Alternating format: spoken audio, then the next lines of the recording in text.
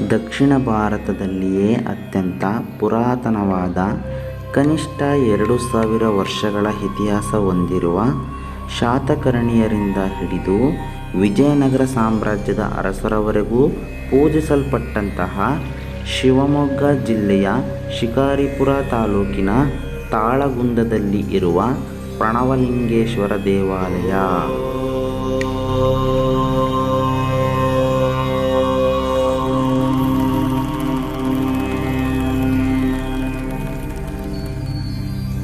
महादेवस्य धाम है,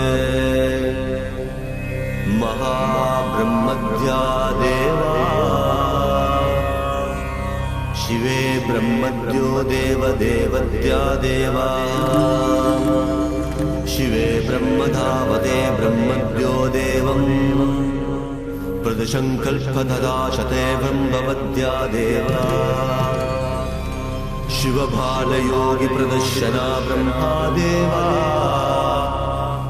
देवगणा ब्रह्मो देवा प्रते देवा, ब्रह्मश्यति ब्रह्मो.